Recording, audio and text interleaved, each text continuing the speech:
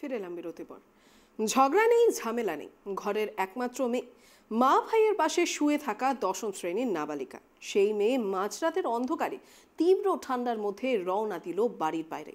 সকাল গড়িয়ে রাত ঘনিয়ে খোঁজাখুঁজি করেও মিলল না হদিশ। সিসিটিভি ক্যামেরায় কিছুটা হাঁটা ধরা পড়ল, কিন্তু তারপর চাঞ্চল্যকর ঘটনাটি নদিয়ার শান্তিপুর বাইগাছি পাড়ার। সেখানকার বাসিন্দা প্রসেনজিৎ সাহার ছোট ছেলে চতুর্থ শ্রেণীর ছাত্র এবং বড় মেয়ে শান্তিপুর রাধারানী নারী শিক্ষা মন্দিরের দশম শ্রেণীর ছাত্রী। অত্যন্ত অভাবের সংসার। প্রসেনজিৎ বাবু অন্যের আটা কলে শ্রমিকের কাজ করেন। গত 23শে জানুয়ারি স্ত্রী টুম্পা সাহা আর 5টা সাধারণ রাতের মতোই ছেলে মেয়ে নিয়ে ঘুমোচ্ছিলেন ঘরে। ঘুমের মধ্যেই অজান্তেই কখন পাশ থেকে উঠে গেছে মেয়ে তা তিনি জানেন না। তবে ভোর হতেই খোঁজ শুরু হয়। পড়াশোনার জন্য মাঝে মধ্যে স্বাভাবিক বকাঝোকা করতেন, তবে বড়সড় থেকে কিছু নয় বলেই জানান তিনি। বাড়িতে রাগারাগি বা কিছু বকাঝকা এরকম কিছু? তাহলে কি কারণে মনে করছেন? ওর কোনো এই বয়সে যদিও হয় না, তবু আপনাকে বলছি সম্পর্ক এরকম কিছু জানি না দাদা, আমি কিচ্ছু জানি না। ও কি থেকে কি করেছে আমি কিচ্ছু বুঝতে পারছি না। আমরা সকালবেলা উঠে দেখেছি। আজ সকালে? রাত্রে কোথায় শুয়েছিলেন? রাত্রে ওই আমার ছেলের পাশেই শুয়েছিল। মানে এক পাশে ছেলে এক পাশে মেয়ে? না, ওই দুটো ভাই বোন ওইদিকে শোয়, আমি আচ্ছা।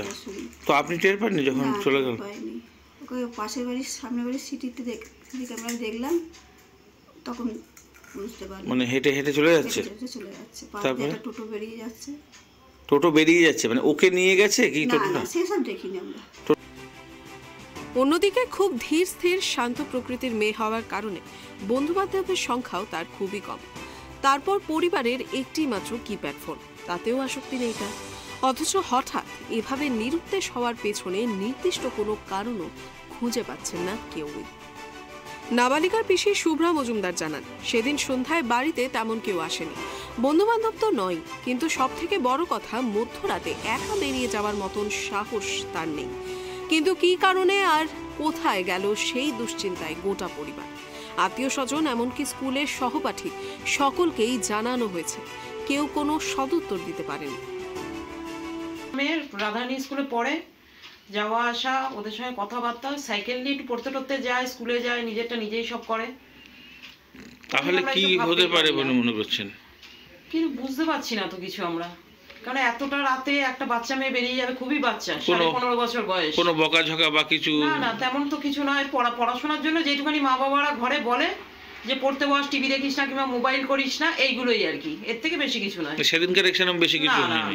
এর থেকে বেশি কোনো সময় ওকে বলা বাবার খুব রাগ টাগ আছে কিনা, একটা অভিমান বেশি আছে কিনা, একটা কিছু বললেই দেখে খুব সেন্টিমেন্ট নিয়ে নেয় এরকম একটুখানি করে হয়তো এসব, কিন্তু সেমন কিছু। আত্মীয় স্বজন বাড়িতে সব খুঁজেছেন?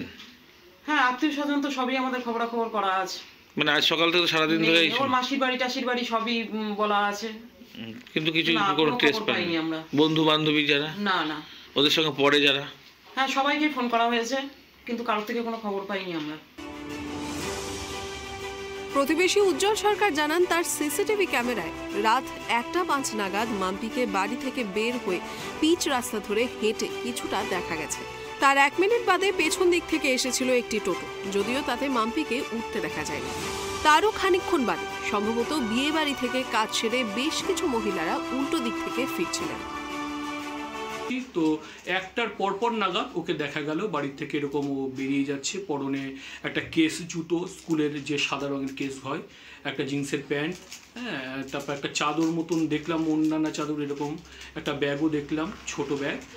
এইভাবেই তো এই যে টোটোটাকে ওকে নিয়ে গেল নাকি টোটোটা পাল্টে চলে গেল? দেখিনি, ও যাওয়ার এই 1 মিনিট এরকম কিছু হবে, 1 মিনিট হবে, হ্যাঁ 1 মিনিট পরেই একটা টোটো ওর পেছন দিক দিয়ে গেল। অত রাত্রিরে একটা টোটো কোথা থেকেই বা আসলো? কিরকম রাত্রি হবে তখন? মোটামুটি 1টার পরপর।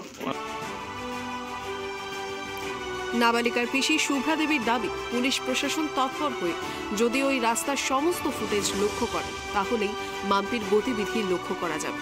অন্যদিকে সিসিটিভি ক্যামেরায় ধরা পড়া মানুষজনের কাছ থেকে কিছুটা হলেও তথ্য পাওয়া যাবে। যে আমরা এই উল্টো দিকের বাড়িতে একটা সিসিটিভি ক্যামেরা আছে, ওখান থেকে আমরা এই 1:05 মানে ফুটেজটা আমরা পেয়েছি। আপনারা যদি একটুখানি মানে প্রশাসনের ইয়েতে আপনারা যদি ও যে গেল এই রাস্তাটা দিয়ে বাইগাছি মোড়ে, যদি কোনো রকম সিসিটিভি থাকে ওখান থেকে যদি কোনোভাবে ফুটেজটা পাওয়া যায়, সম্ভবত আছে থানা, হ্যাঁ ওটা একটুখানি দেখুন। মনে হয় ও কি স্টেশনের দিকে গেল, না কোনো টোটোতে উঠে চলে গেল, না কারো বাইকে চলে গেল, না কোনো 4 চাকার গাড়িতে কেউ নিয়ে গেল ওকে, তাহলে আমরা এগুলো সব বুঝতে পারি। কিছুটা বলে একটা পেছনে টোটো আসছিল, সেটা আমরা ইয়েতে দেখতে পেয়েছি। সেটাও যদি ট্রেস করা যায় তাহলে সেও দেখেছে কিনা। হারানো মেয়েকে ফিরে পেতে শান্তিপুর থানা পুলিশ প্রশাসন সহ সংবাদ মাধ্যম এবং সামাজিক মাধ্যমের দ্বারস্থ হয়েছেন নাবালিকার পরিবার।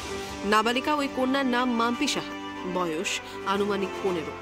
তার পরনে ছিল নীল জিন্সের প্যান্ট, কালো সোয়েটার, সাদা স্কুলের কেডস জুতো এবং মাথায় ওড়না জড়ানো, পিঠে একটি ব্যাগ। তবে তার মধ্যে কি রয়েছে তা এখনো বোঝা সম্ভব হয়ে ওঠেনি। যদিও আধার কার্ড সহ তার ব্যবহার্য বিভিন্ন জিনিসপত্র সবই ঠিকঠাক রয়েছে। নদিয়া থেকে মলয়দের রিপোর্ট, ট্র্যাক টিভি।